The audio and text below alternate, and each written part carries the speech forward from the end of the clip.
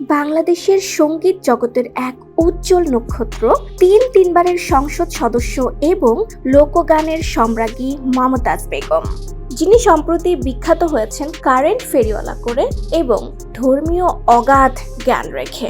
কিন্তু হঠাৎ করেই তিনি যেন অদৃশ্য হয়ে গেলেন। কোথাও নেই তার সাড়া, নেই কোনো খবর, এমনকি তার নিজ বাড়িতেও নেই কোনো চিহ্ন। এবং অবশেষে ধানমন্ডি থেকে তার গ্রেফতারের খবরে চমকে উঠেছে পুরো দেশ। কি ঘটেছিল এই সময়ে? চলুন খুঁজে দেখি মমতাজ বেগমের এই রহস্যময় যাত্রার পেছনের সত্য। 2024 সালের 5ই আগস্ট প্রধানমন্ত্রী শেখ হাসিনার সরকারের পতনের পর অনেক শীর্ষ নেতা আত্মগোপনে চলে যান। মমতাজ বেগমও ছিলেন তাদের মধ্যে একজন।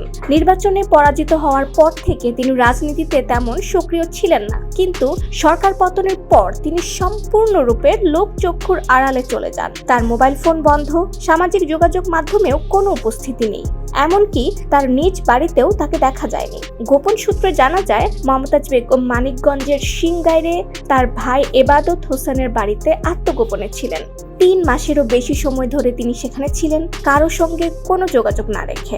বাড়িটি ছিল সিসি ক্যামেরার আওতায় এবং বাইরের কেউ এলে বলা হতো বাড়িতে কেউ নেই। এই সময়ে তিনি মোবাইল ফোন ব্যবহার করেননি এবং তার সঙ্গে যোগাযোগের একমাত্র মাধ্যম ছিলেন তার ভাই। 13ই অক্টোবর 2024 সাল মমতাজ বেগম হঠাৎ করে তার ভেরিফাইড ফেসবুক পেজে একটি ভিডিও পোস্ট করেন, যেখানে তিনি গান গাইছেন।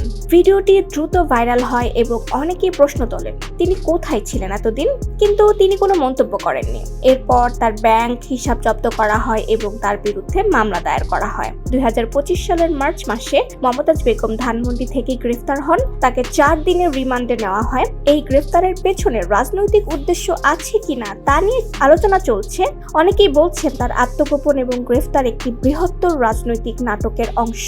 মমতাজ বেগমের এই রহস্যময় যাত্রায় আমাদের মনে করিয়ে দেয় রাজনীতি এবং ব্যক্তিগত জীবনের জটিলতা কতটা গভীর হতে পারে।